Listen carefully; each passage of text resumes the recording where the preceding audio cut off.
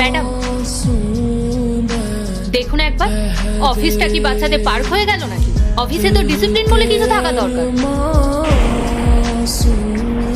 রামু, এদিকে একটু শোনো।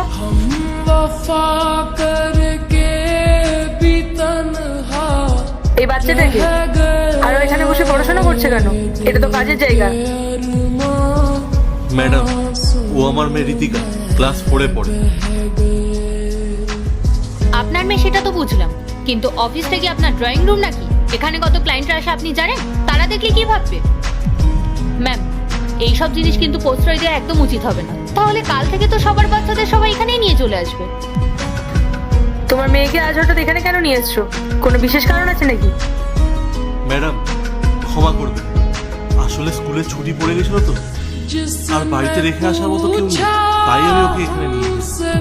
তার সাথে ওখানে ও খুব কান্নাকাটি করছিল, বলছিল বাবা আমার একা থাকতে খুব ভয় লাগে, আমি তোমার সাথে তোমার অফিসেই যাবো।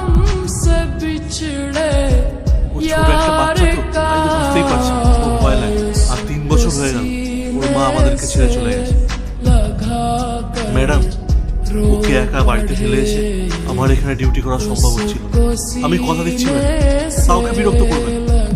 শেষে কি হবে তা দেখার আগে ভিডিওটি ভালো লাগলে লাইক করে দাও। আরে বাবা, প্রত্যেকেরই তো পারিবারিক সমস্যা থাকবে, তাই বলে অফিসটাকে কি তুমি তোমার বাড়ি বানিয়ে নেবে নাকি? ম্যাডাম, আপনি কিছু একটা বলুন, না হলে কিন্তু। পূজা, থামো। সবসময় শুধু প্রফেশনাল হলেই চলে না, মাঝে মধ্যে একটু মনুষ্যত্বও দেখানো প্রয়োজন। বাচ্চাটার মা নেই, আর এই পরিস্থিতিতেও যে ও এখানে এসে শান্ত হয়ে পড়াশোনা করছে, এটাই তো অনেক। রামু, তুমি ঠিকই করেছো, ওকে নিয়ে চিন্তার কোনো কারণ নেই। তবে খেয়াল রেখো ওর যাতে পড়াশোনা করতে কোনো সমস্যা না হয়। অনেক ধন্যবাদ ম্যাডাম, আপনি অনেক বড় মনের মানুষ।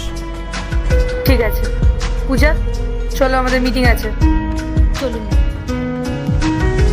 जिंदगी एक प्यास बनकर रह गई, जिंदगी एक प्यास बनकर। মা, তোমার একাগ্রতা দেখে তো মনে হচ্ছে পড়াশোনা তোমার ভীষণ প্রিয়, তাই না? হ্যাঁ ম্যাডাম, আমি যখন অঙ্ক করি তখন আশেপাশে আমি কিচ্ছু টের পাই না, আর পড়াশোনা হলো আমার সব থেকে প্রিয় কাজ। বাহ, চমৎকার। আচ্ছা, তোমার ফেভারিট সাবজেক্ট কি? ম্যাডাম, আমার সব থেকে প্রিয় সাবজেক্ট হলো ম্যাথ। ম্যাথ?